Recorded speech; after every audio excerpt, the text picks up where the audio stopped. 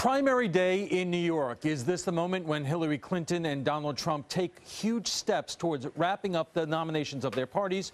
Joining us from Washington to talk about it is ABC's Cokie Roberts. And Cokie, thanks for joining us today. That's the question. We're all waiting for when this nomination battle comes clear into picture. And they talk about delegate-rich New York. Does either Donald Trump or Hillary Clinton really take that big step where the race gets farther ahead than anybody could catch up?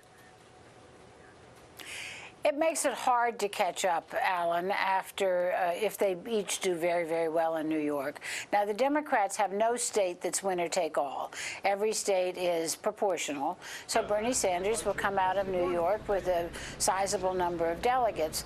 But if Hillary Clinton does well and gets the bulk of the delegates, it will make it almost impossible for him to catch up. It already is almost impossible for him to catch up. On the Republican side, the rules are different. And if Donald Trump does well, which it looks like he is going to do if the polls are correct, he could get all of the statewide delegates, but then the state also allocates delegates by congressional district.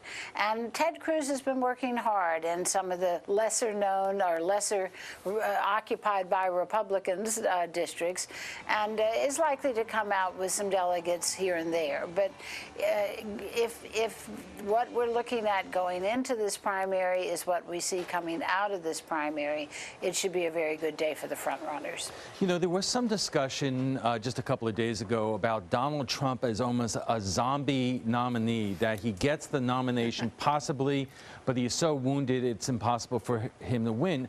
On the other hand, the give and take between Clinton and Sanders has been so contrary the last few days. Are people concerned that the way that Sanders and his followers are talking about Hillary Clinton may too damage her to the general election, voters? Absolutely. There's a tremendous amount of concern in the Democratic Party that Sanders is damaging Clinton in a way that's going to be very difficult to come back from in the general election. It wasn't true for the early parts of the contest, and it was somewhat friendly, and also it kind of got her on her game and all of that. But now he's really been going after her, and some of his backers have been even more vicious, and her negative ratings have gone way up, including among Democrats. And the voters who say they don't think she's honest and trustworthy just keeps continuing to climb. Is it all the more reason that, at least for Secretary Clinton, she has to win big today in New York, her home state, and not just a moderate victory in order to retake some of that momentum?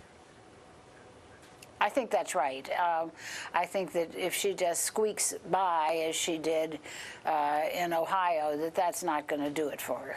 So she's got to be very careful in New York. Now, in the statements from the campaign, it sounds like they're quite confident, and it also sounds like Sanders is concerned because he is complaining about the fact that independents can't vote and that he does better among independents. So both sides must be seeing numbers that make them think that Hillary Clinton is doing fine. But, you know, the numbers going into Election Day and the numbers coming out of Election Day can be very different from each other.